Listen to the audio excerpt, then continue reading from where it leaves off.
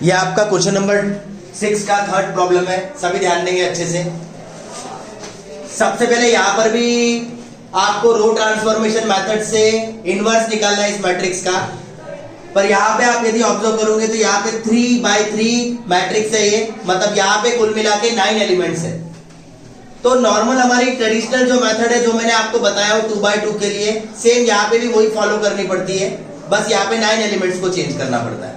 तो मैं सबसे पहले इसको नाम दूंगा लेट ए इज 0 1 2 1 2 3 3 1 1।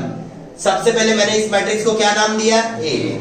कभी भी किसी मैट्रिक्स का इनवर्स निकालने के पहले आपको ये चेक करना बहुत जरूरी है कि उसका इनवर्स निकालना पॉसिबल है या नहीं है, मतलब उसको इनवर्स निकलता भी है उसका या नहीं निकलता। तो उसके लिए सबसे पहले आप उसका डिटर्मिनेंट कैलकुलेट करते हो, तो आप लिखोगे determinant of A, determinant of 0 1 2 1 2 3 3 1 1। अब आप इसका डिटर्मिनेंट निकालेंगे, तो सबसे पहले डिटर्मिनेंट निकालने में पहला एलिमेंट 0 चूज करना पड़ता है, तो सबसे पहले 0 सिलेक्ट करेंगे आप। 0 कटेगा तो यहां पर आएगा 2 3 1 1, यहां आएगा 2 3 1 1। सबसे पहले यहाँ पे 0 एलिमेंट उतारा और 0 जिस रो में कॉलम में छिपाया 2 3 1 1। फिर यहां लगाया माइनस सेकंड एलिमेंट क्या है 1। फिर ये 1 कटेगा तो 1 जिस रो में कॉलम में छिपाओ तो यहां आएगा 1 3 3 1। फिर लगेगा प्लस, फिर 2 उतारेंगे, 2 कटेगा तो यहां आएगा 1 2 3 1। बीच में माइनस लगाया जाता है हमेशा। अब आपको ये बात समझनी चाहिए कि जब कभी भी हम किसी डिटर्मिनेंट को 0 से इंटू करेंगे तो वैसे भी आंसर क्या आने वाला है, तो उसको हम सीधा 0 इंटू एनीथिंग इज 0। -1, फिर यहां आएगा 1 -9, फिर +2, यहां आएगा 1 -6। अब यहां 0 को छोड़ रहा हूं तो आएगा -1 इंटू -8 आएगा यहाँ, +2 इंटू -4 आएगा यहाँ, -5 सॉरी, यहाँ -5 आएगा। तो यहां आएगा 8 1 जा 8, minus into minus is plus, और यहां आएगा 5 2 जा, ये बेटा 5 है, 5 2 जा 10, मतलब यहां आएगा -2। तो आप यहां बोलोगे determinant of A is not equal to 0, therefore A inverse exist. क्या होगा, ए इनवर्स एग्जिस्ट। अब इसको आप सॉल्व करेंगे। अब इसको कैसे सॉल्व करेंगे, आपको ये पता चल गया है ए इनवर्स आएगा।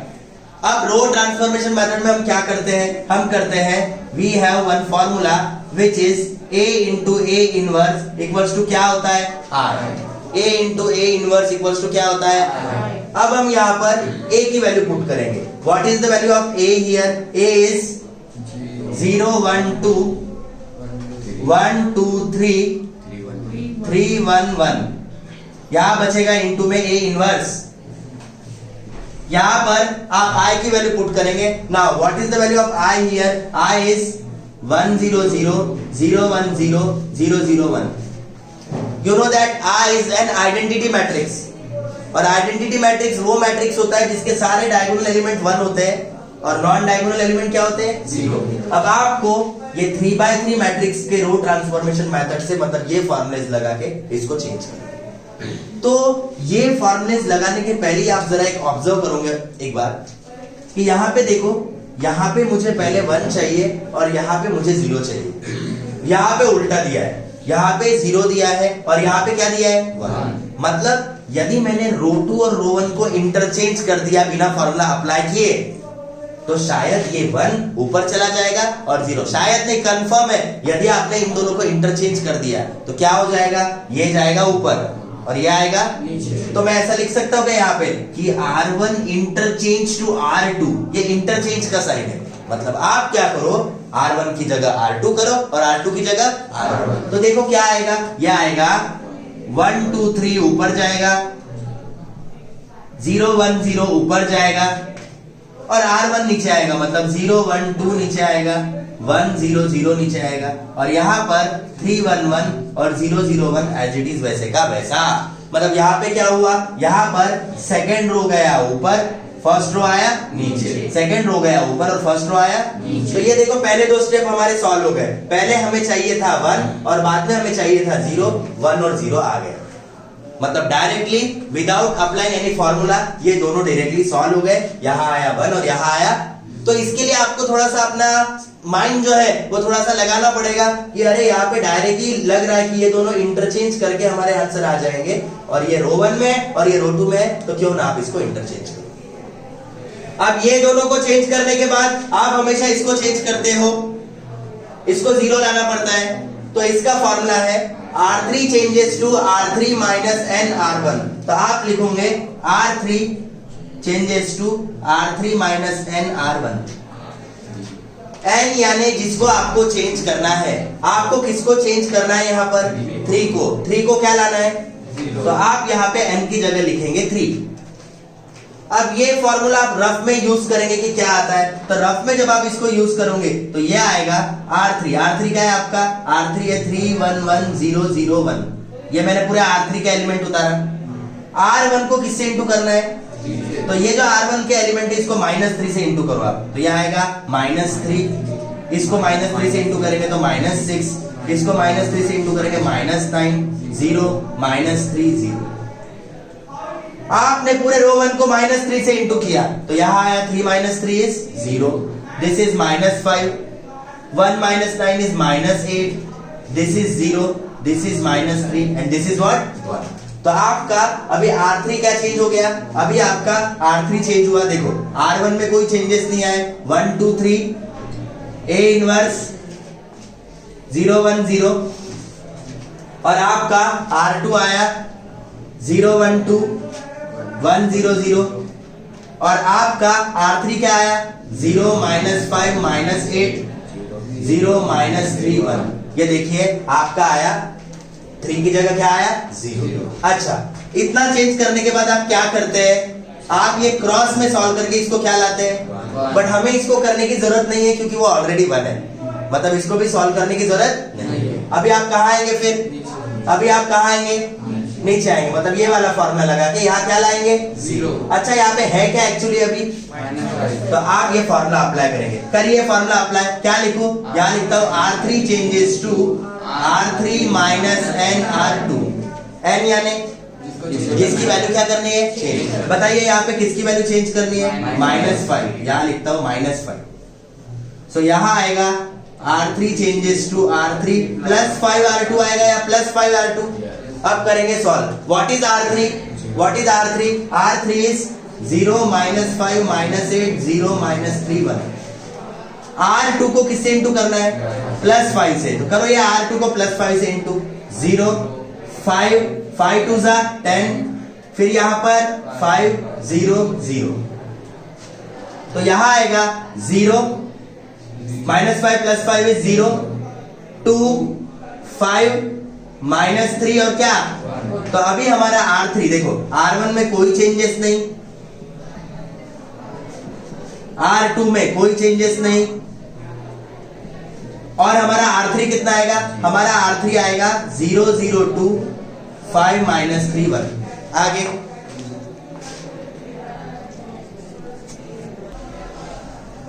अब यहां तक हो गया था हमारा, ये एलिमेंट चेंज हो गया।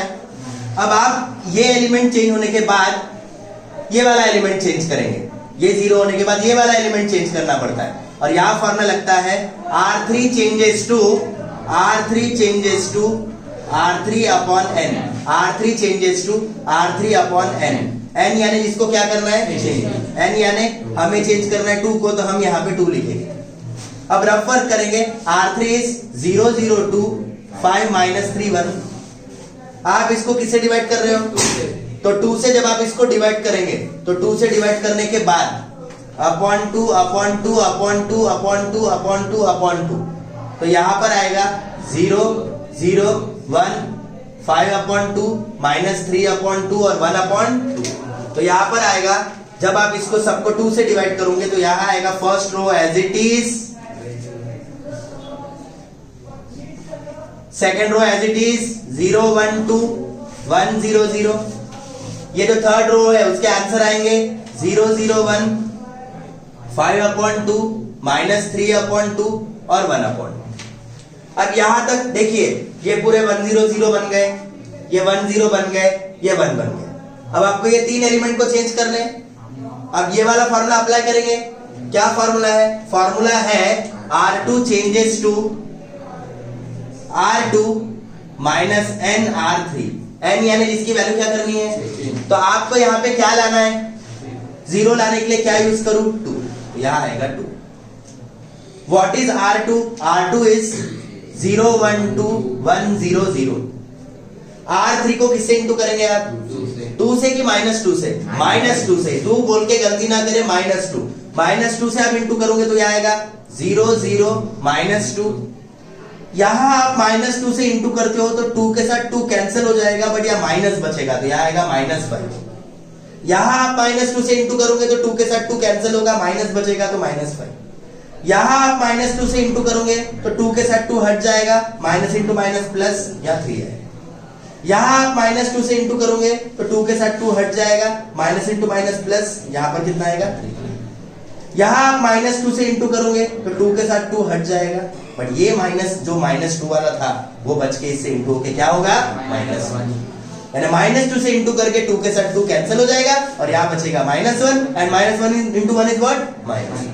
तो यहां आएगा 0 1 0 -4 3 और कितना? -1। तो यहां आएगा फर्स्ट रो आएगा 1 2 3 A इनवर्स 0 1 0।